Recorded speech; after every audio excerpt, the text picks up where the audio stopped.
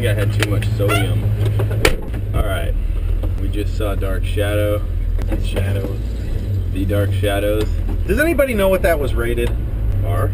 I feel like it should have been rated R, but that it was probably rated PG-13. All the content was there. Chloe Moritz's weird sexuality and... Yeah, that was weird. I just feel like they should have just gone full R with it, like he did with Sleepy Hollow. It should have just been a nice R-rated supernatural movie. Because it's based on an old TV show, that's what kind of forced them into going the route they did. But it would have really benefited, I think, from having an R rating. Just going full on with the violence, with the sexuality, everything. Just amp it all up. I didn't dislike it. I just feel like it would have benefited from it. And it was just, some of that was just a little too creepy for PG-13. I'm sorry. Seriously. That was a little weird, the Chloe Moritz. How do you pronounce her last name? I don't know. I don't know if I'm pronouncing it correctly.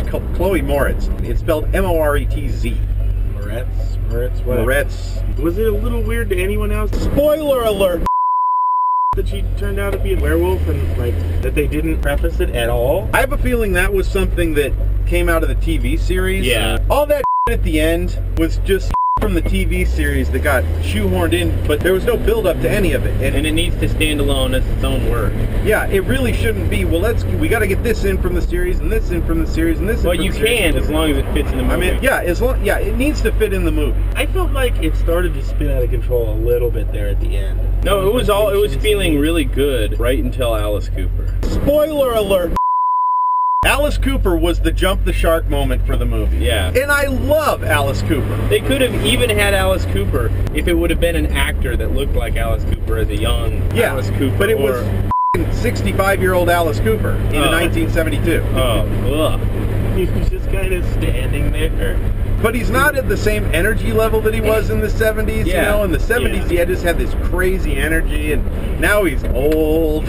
If you want to bring Alice Cooper into the mix, I think that's a great idea. It's a perfect vehicle to bring Alice Cooper in as a cameo actor or something like that, but not playing himself in 1972. The other thing is Victoria, the actress.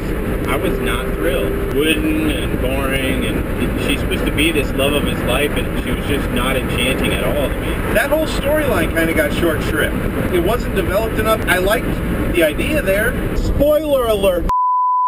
The idea of this lost love that somehow, you know, she's like a spiritual descendant or something like that of his lost love. But they never developed it. They never said what the connection was. They indicated there was a connection, but they never really connect the dots. Yeah, I got the feeling that there was a lot missing from the story. It probably has a lot to do with the fact that none of us know anything about the TV show. But I really, honestly, it is my deep conviction that you cannot have a work unless it's a direct sequel to something that you have to know the source material for. If you have to know the source material, you fell short as a filmmaker. And the of it is, I really liked the movie. I really liked everything except when it started getting weird and they started shoehorning in that doesn't make sense. No, the movie was fantastic, like really fantastic till the conclusion, like spoiler alert. Helena Bonham Carter, when she was into him, when he's falling in love with Victoria, and then he's sleeping with what's-her-name, it really felt kind of soap opera-y, and it had this really good energy, and it was funny. The energy between Johnny Depp and pretty much everybody else was really good. And Johnny Depp was good. I was really stoked because he actually took this character on and didn't seem like another Johnny Depp character being confused with another Johnny Depp character. It was like a new character. He had this like childlike quality to his acting, so I was really pretty stoked on it, and then it just got weird. I kind of felt right off, though, that the love story angle wasn't getting the attention it deserved. Right at the beginning, how they just threw it in, you don't care about her, she falls off the cliff. That made sense because it's backstory, and it's like, well, let's shift through the backstory as quick as we can, get on to the meat of the story. What bothered me was once the girl came on, it's like, okay, she's here, it's okay now, Johnny Depp's character is here, okay, then it just shifts into this whole other mode. You know what the problem with it was? Spoiler alert! Is that you didn't know she was being guided by Johnny Depp's ghost love until she was at the house. It wasn't even until long after she had been at the house that you realized she was guided there by her. Almost at like the 3/4 mark or more. If we would have known there was history, it would have been way richer, like, going into it. Yeah, it would have just made more sense. Yeah. Throughout. All nitpicking aside, though, I really did like it. No, yeah, I thought it was a great movie. So did I. But I can tell it's going to be one of those movies that every time I watch it, and I will watch it again, I'm just going to be like, Why do you have to do that? The McDonald's sign in 1972 did not say 9 billion, sir. Nitpick. Wheaties boxes in 1972 did not have modern day labels on the front of them with all the little asterisks, open to U.S. residents, 21 and over, blah, blah, blah, blah. You can watch the movie and never notice it, but it's there. And it takes you out in 1972. The film is all about tone. It's all about keeping you in 1972. And the of it is all the other stuff, which is so much harder. They got right. Hairdos, mustache styles, character dialogue.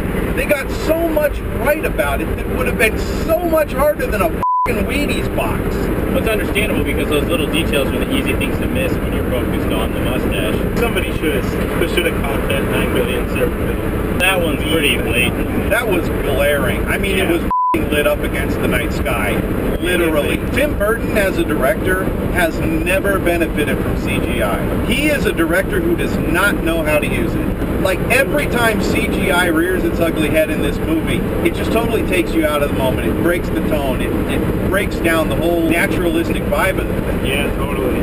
Well, especially it being in 72, I almost feel like it would have been better to have some old-fashioned to go with like some older special effects and just let it outdated. The movie was campy enough as it is. Some real nice retro-style special effects would have only added to the thing. Yeah, if the werewolf would have been like, if she would have had like hair taped to her body.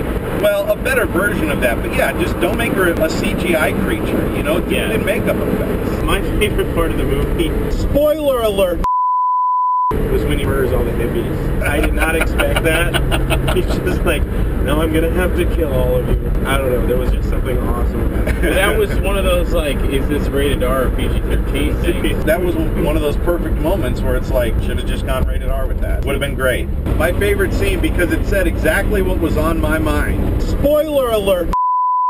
Was when he looks down at Chloe Moritz lounging on the couch and goes, when did they begin allowing ladies of the night to frequent the house?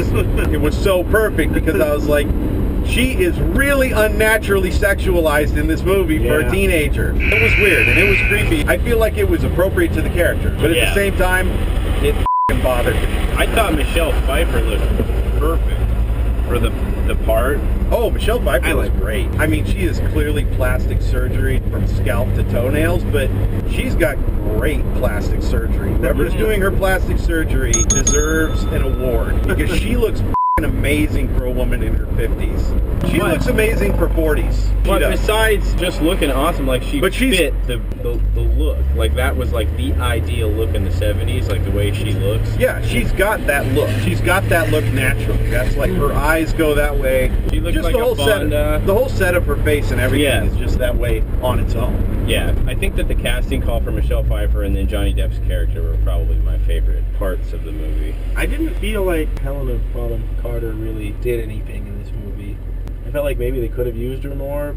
A lot of the characters got underused. Given the nature of what they were making, there was not really a way to avoid it entirely, although I do feel like they could have done a better job. Johnny Lee Miller's character hardly even got touched, and that could have been a really good storyline on its own, which I'm sure it was in the TV series, but again, it doesn't matter if it was good in the TV series, it matters if it was good in the movie. Same thing with Helena Bonham Carter's character. Yeah. I would like to see more done with the character. It was so much about Johnny Depp that I think everybody besides him got kind of underused. Well, the antagonist, what's her name? Angela or Angie or Smoking McCoddington. She walks in that red dress. Holy crap. I'm sorry, dude. Vicky can go jump off the cliff. Besides her and Johnny Depp's character, like everyone else was underused. The only other character that was used well was, what's his name? Rorschach. Jack Earl Haley. Jack Earl Haley was fantastic, and he wasn't underused.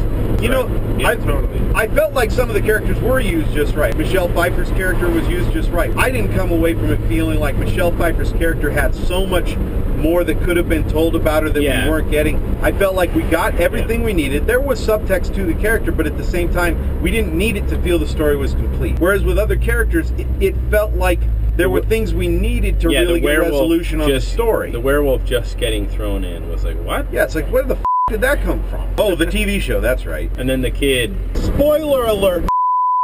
his ambiguous relationship with his dead mother. We could have used more there. When the mother finally goes home, it felt like that was supposed to be something significant. But because we had no backstory for it, because there was no build-up to it, it felt weird. It felt like weird. they threw it in or something. Yeah, it felt like a moment that was meant to be significant, but lost all of its significance because we didn't know what was going on. All you really needed to do was just touch on it once. Like when, spoiler alert, the dad leaves or something. If you had her get angry, if things started moving, if things started getting a little intense, and then you cut away from it. Literally 20 seconds. The reason I think they avoided it is because they wanted you to think he was crazy the whole time. But it's a movie about a f***ing vampire. I know. Why did we have to think he was crazy? I don't know about you. I totally accepted from the word go that he talked with his dead mother every night. Yep. I think that without Johnny Depp, I wouldn't have liked that movie nearly as much, but the character of Barnabas Collins, or whatever, was really just... It was great. It was just great. It really was. You know, despite all my and whining, I had a lot of fun in that movie, and I will watch it again. I enjoyed it, and it really is just a few nitpicky things during the movie, and then 27 huge glaring things in the last 2 minutes of the movie. I know. The very thing I was nervous about was the very thing that made the movie for me, that without it, I wouldn't have enjoyed the movie, and that's Burton and Depp. Tim Burton giving Johnny Depp the creative license to create this character. That was nice. The thing that worried me was the exact thing that they did do wrong, which was it fell apart just horribly right in the last moments. It felt like it was the Hollywood move almost. Like it was, well, we gotta end huge. And it didn't need to end huge. I mean, there definitely had to be a confrontation, but it didn't have to be that. Yeah. I wanted to find the ratings at this point. What I am thinking of when I give it my rating.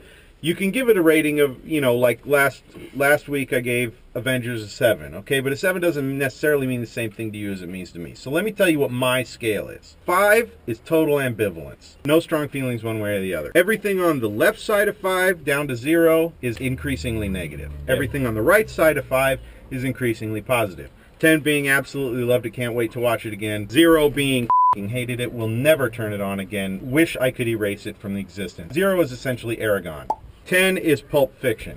5 is just something totally mediocre. Anything starring Katherine Heigl. So that's my scale. I give this one a 7.5. It really falls apart in the last few minutes, but I had so much fun on the way there that I'm willing to forgive it that.